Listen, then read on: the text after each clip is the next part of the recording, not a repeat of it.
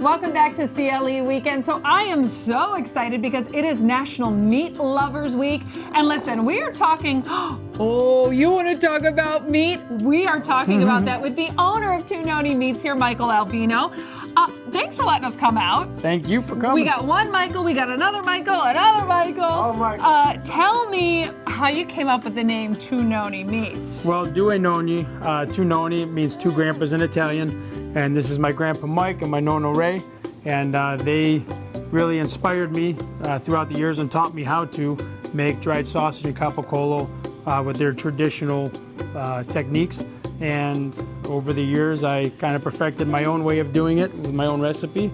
And then we decided to make a business out of it. That's how it all formed. I love it. Hey, mister, can I borrow your daddy and we're going to go make some meat?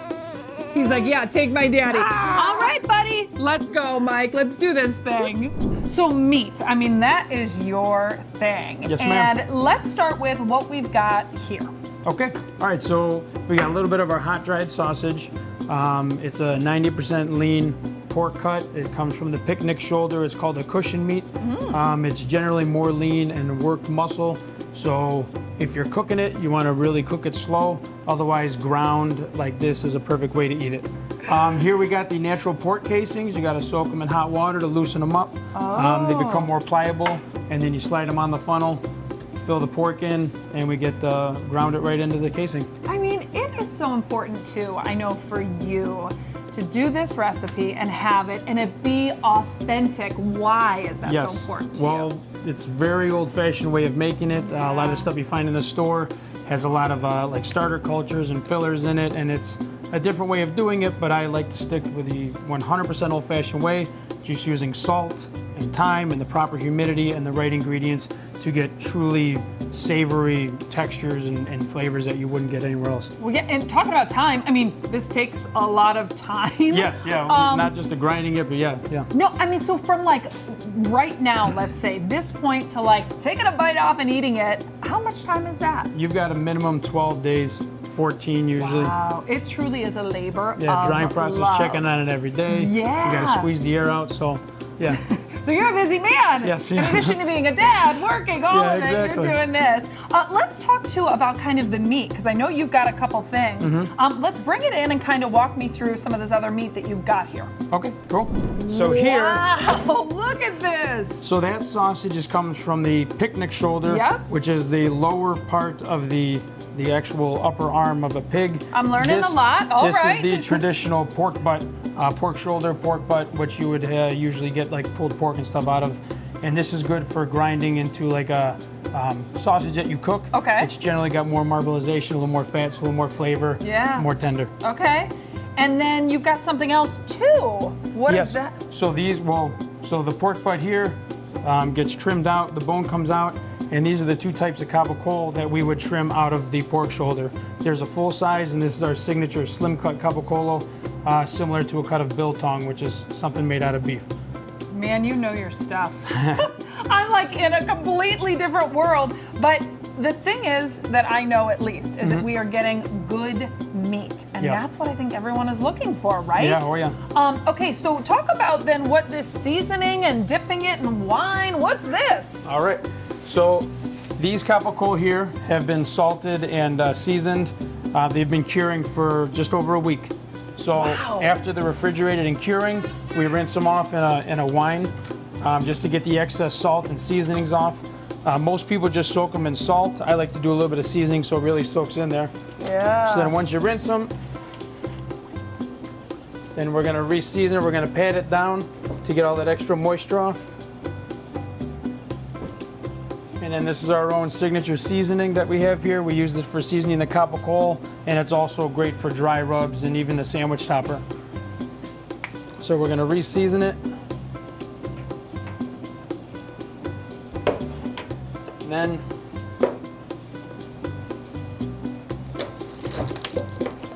this is how you get in the netting. You put it in there and then slide the netting over, pull it out, and then you're ready to hang that in the cooler. Wow. And these capocollo take like 2 months. So these are a lot longer than the sausage. 2 months, wow. Now, I can smell that wine. It smells good. And the seasoning, I didn't know about that. Yeah. That's really, we can buy that? Yeah. Oh, okay. I like to know that. Let's talk about buying though your dried sausage, because where can we get this? So obviously our home base here at Guido's Italian Restaurant in Chesterland, Versare Cafe and Market, which is next to us too. Orchard Hills Market at Patterson's is also here in Chesterland. Mama Santa's in Little Italy sells it. And Valo Bee Farms in Painesville. They've got a farmer's market there. They sell a lot of our products. And M. Sellers Winery in Geneva serves our stuff on their charcuterie dishes, and they also sell packs of it. And speaking of charcuterie, I mean, that's all the rage, right? Yeah, Everyone is doing these charcuterie boards. I say antipasto, everybody else says charcuterie, so now I got into saying that too. I'm sure there's lots of Italian ways, right, that you say things. But charcuterie boards, I mean, that's one way that immediately I think of dried sausage. And I actually want to bring in some of your dried sausage that's done and talk about some other options, because you've got a lot. This is our traditional dried sausage here. And that's what we made earlier, right? Yes, yeah, this is the stuff that we were stuffing. This is a mild, but that was the hot, but they're both made exactly the same. Fair enough. You know, a lot of guys like to eat it like a jerky. You can do that, or cut it up into small pieces for charcuterie or antipasto, or even just a snack while you're hanging out at home. Okay, now wait a minute. I love how you and your wife Carla do this at home, because you throw that onto, what is it, the two Nonni salad? Yep, yeah, well that's, I like to eat a lot of salads so I can stay fresh, quick.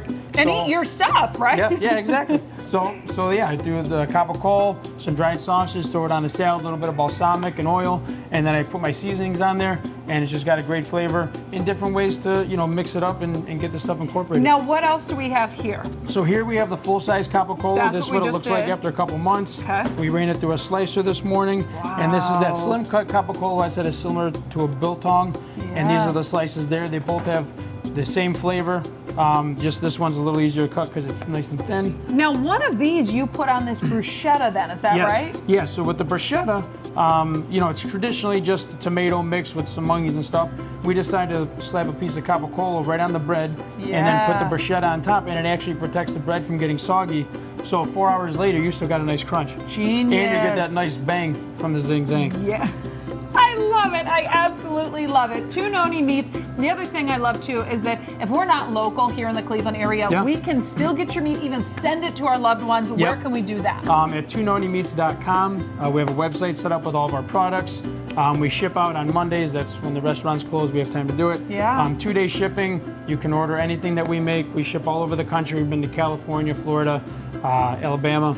I love it. Several places. Everywhere you've got it, which makes it really nice. And again, I love supporting local too, because you are putting everything you've got into this. So Mike, Two Nonni Meats, thank you so much for letting us come out Jamie, and kind of walk us through this process on, this National Meat Lovers Week, right? Great week, yes. Thanks, Mike. We'll be right back on CLE Weekend.